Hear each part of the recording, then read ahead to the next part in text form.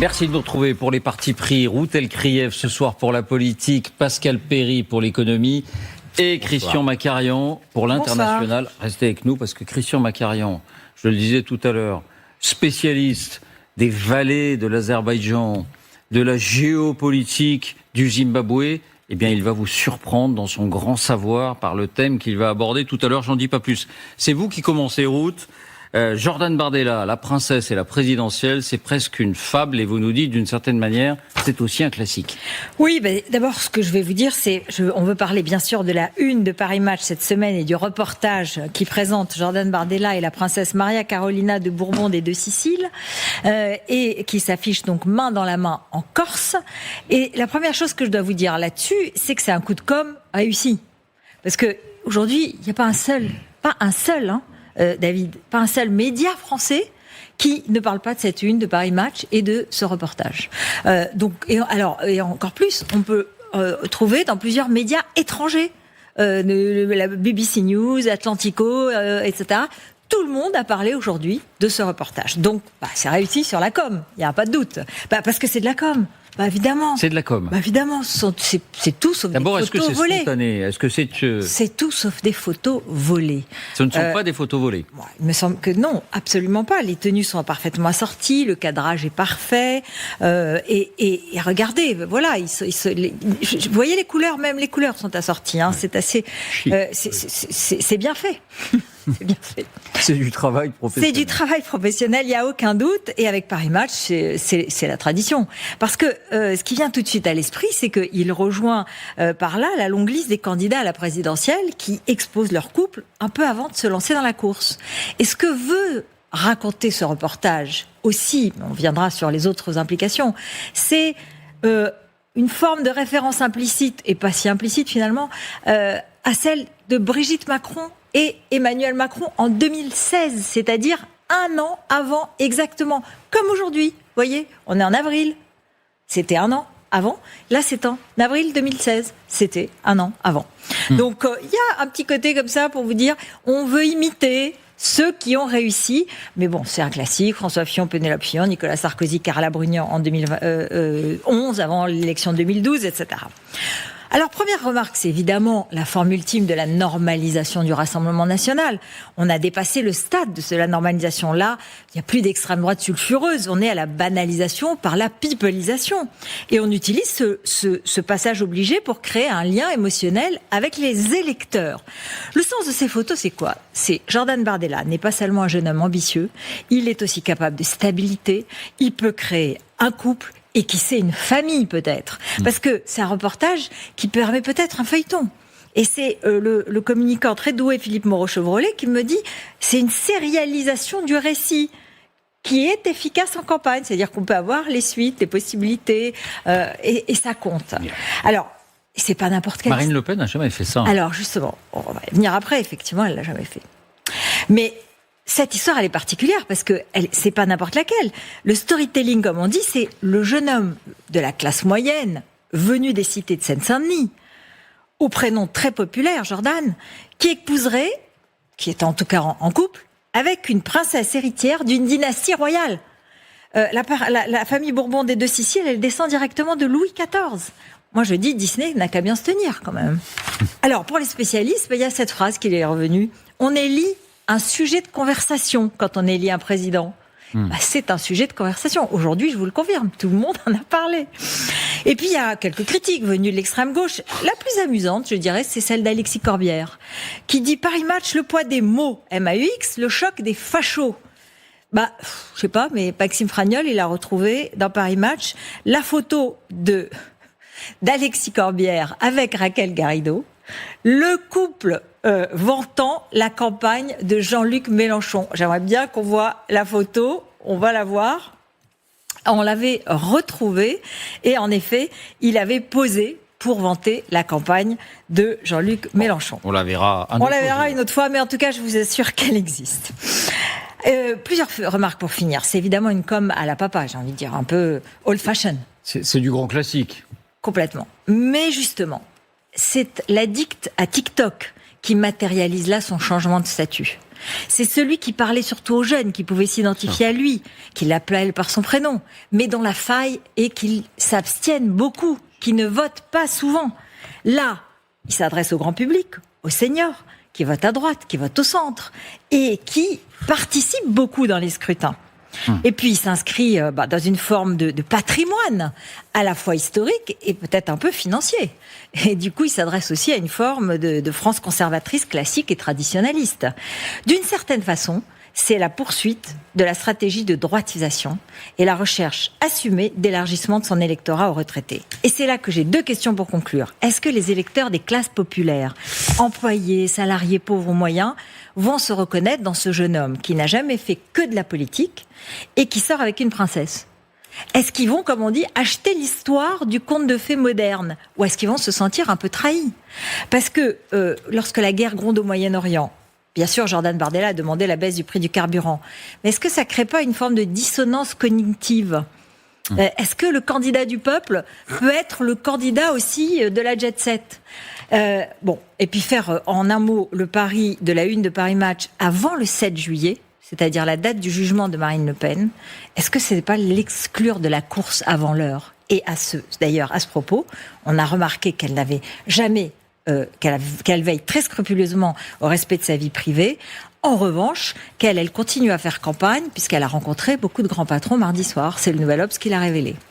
Christian, je vous voyez réagir. Eh bien, dans l'histoire des droites de regretter René Remond, professeur à Sciences Po, on explique très, très clairement qu'il y a plusieurs familles dans les droites et qu'il y en a une qui déteste les autres, c'est la famille monarchiste de préférence légitimiste, parce qu'elle est légitimiste et orléaniste, et là on est plutôt dans les légitimistes, si je vous ai bien écouté, cher Ruth, déteste cette droite vulgaire issue du peuple, vaguement bonapartiste, mais... C'est la troisième, parce qu'il y a la monarchiste, la orléaniste et la bonapartiste. Exactement. Donc, il y a là une espèce de coagulation d'alliance des droites qui a un but aussi politique, mais qui est contre nature si on suit la thèse de René Remond. L'union des droites version people. Voilà. Pascal ? J'espère qu'ils s'aiment. Quel joli mot. Ruth, oui. On dit un mot aussi du classement sans suite de l'affaire, entre guillemets, Rima Hassan. Oui, c'est très important de faire suivre et de suivre une affaire, bien sûr, parce que la procédure ouverte pour stupéfiants à l'encontre de Rima Hassan a été classée sans suite, au motif que les investigations n'ont fait apparaître aucune infraction, je cite, suffisamment caractérisée. Là, on parle de l'apologie du terrorisme ? Non, on parle de l'analyse toxicologique et de la procédure pour détention et transport de stupéfiants. En l'occurrence, ceux qui avaient été qualifiés, on avait parlé de cristaux de 3 MMC, les analystes, pourquoi est-ce que ça avait été mentionné ? Parce que ça avait réagi positivement à la catinone, c'est-à-dire un produit qui entre dans la composition de la 3 MMC. Mais l'analyse toxicologique plus approfondie a démontré que la matière saisie avait une teneur de 82% de CBD et une teneur en THC inférieure au seuil légal et donc n'est pas qualifiée de stupéfiant. En revanche, il y avait 2 scellés, donc un scellé et dans un autre scellé, c'était une boulette de CBD. A priori, le CBD c'est tout à fait légal. Le taux, mais néanmoins, il y avait quand même un taux de THC supérieur à ce qui est légal.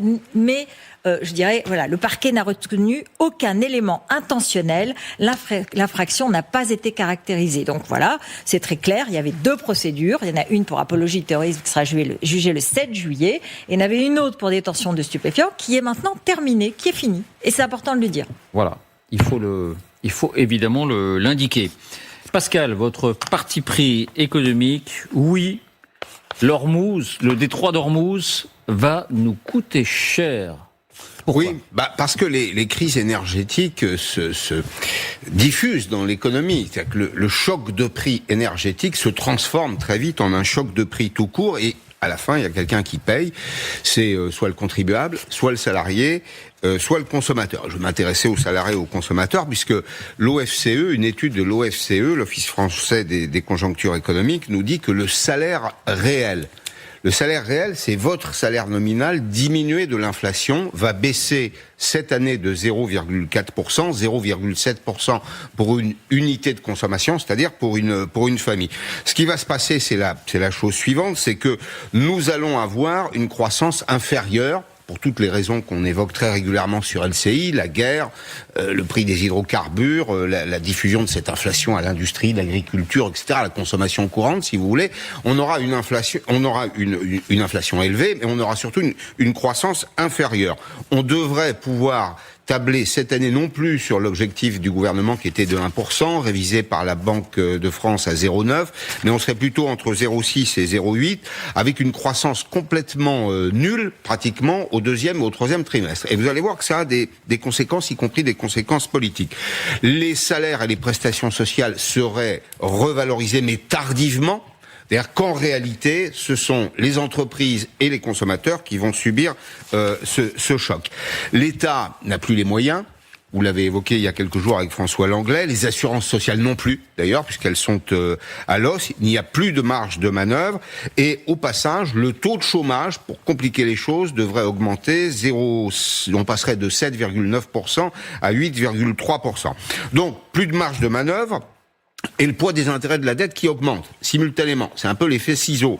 Cette année, nous allons payer 74 milliards d'euros.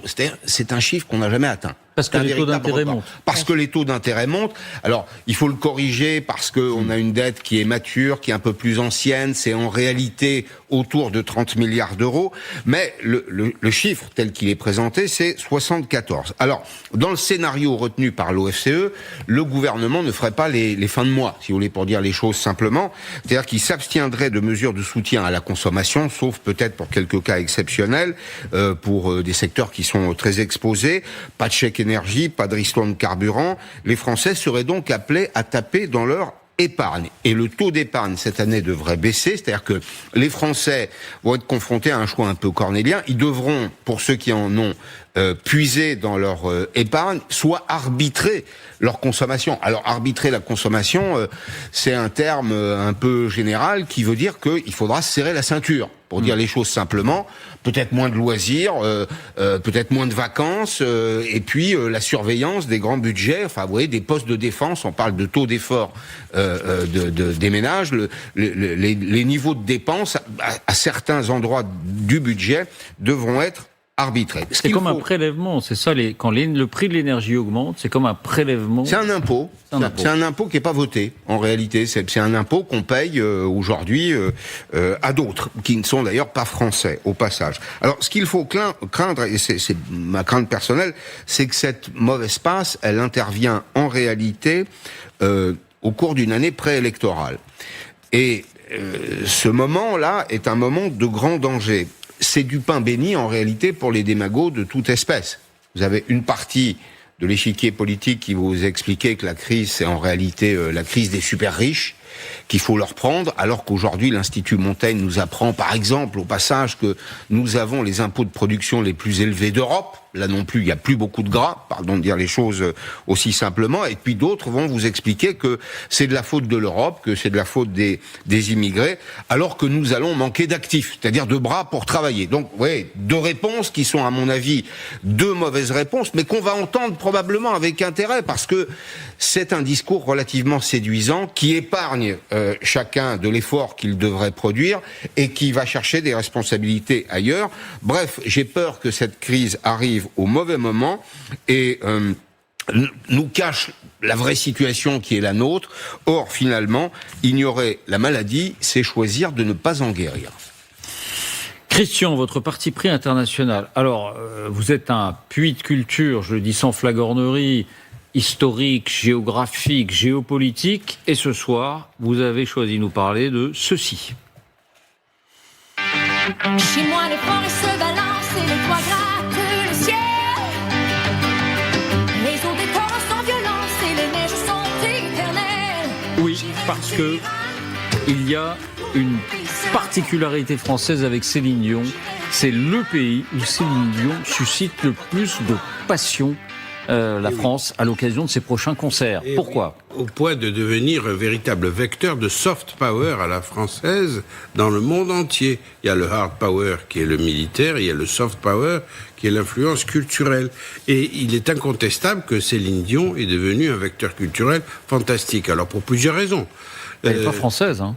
Oui, elle est, tout à fait. Mais d'abord parce que nous, on aime bien en France, les gens qui viennent du continent américain d'une façon générale, que ce soit au Québec, qui est francophone, ou même aux États-Unis, on a bien aimé que Anthony Blinken, le secrétaire d'État de Joe Biden, que John Kerry, secrétaire d'État d'Obama, soit francophone. On a bien aimé que Jane Fonda, la sculpturale Jane Fonda, soit francophone, que Sigourney Weaver parle très correctement français, et bien sûr, encore mieux, Jodie Foster. Mais avec Céline Dion, on est à la maison. Nathalie. Parce qu'il y a une véritable histoire entre elle et la France. La France lui doit beaucoup, mais elle doit beaucoup à la France, puisque c'est là que tout s'est passé. Elle a commencé par publier ses 8 premiers albums en français, avant de passer en anglais dans les années 90, et c'est à Paris que Céline Dion a fait ses premiers pas hors du Québec. Elle avait 14 ans en 1983, quand elle apparaît pour la première fois sur le plateau de Champs-Élysées de Michel Drucker. Pascal opine, on ressent le spécialiste aussi. Pascal s'en souvient. D'amour et d'amitié, je crois. Voilà, que c'est sa première chose. Exactement. Et un an avant son premier concert à l'Olympia, elle est en première partie de Patrick Sébastien. On peut pas faire plus français. Allez, français. Pas toujours francophone. Voilà, pas toujours francophone. En 1994, elle collabore avec Jean-Jacques Goldman, donc elle a une image incroyable, et c'est simple, elle a été nationalisée par amour. Nationalisée française, ou naturalisée, mais même nationalisée par l'amour du public qui se reconnaît en elle. Il y a très peu de fêtes familiales collectives où cette chanteuse qui a maintenant, c'est inélégant, mais il faut quand même le dire, 58 ans, ne figure parmi les hits de la soirée. Quelle est, vous, votre chanson préférée ? Moi, je préfère Jean-Sébastien Bach et Maurice Ravel. Mais ma chanson préférée, c'est la première. D'amour ou d'amitié. D'amour ou d'amitié. Absolument. Dans le genre, je trouve que c'est de la belle chanson populaire. Une romance. Voilà. Et elle a une qualité supplémentaire, c'est que c'est une vraie soprano. Elle a dit à un moment qu'elle était mezzo-soprano. C'est une soprano, si on en croit, un grand chef d'orchestre d'origine japonaise. On pourrait vous dire que c'est une grande star aussi aux États-Unis. Je crois qu'à Las Vegas. À Las Vegas. Des mois et des mois. Des années. À Las Vegas, elle a. Mais bon, ça touche moins la raison pour laquelle les Français l'adorent. Parce que je suis pas sûr que les Français soient très fans de Las Vegas. Moi, je l'ai interviewée il y a 10 ans, en 2016. Et en fait, c'était déjà une star, mais elle n'était pas à la mode. Mais elle est très sympathique. Elle est redevenue à la mode. Voilà. Elle est redevenue à la mode, mais notamment parce que sa maladie a touché beaucoup de monde. Elle est très sympathique et elle a une énorme caractéristique qui plaît beaucoup aux Français, c'est sa success story personnelle. C'est la dernière d'une famille de 14 enfants, d'origine modeste, française. Elle est née dans une ville qui s'appelle Charlemagne, au Québec.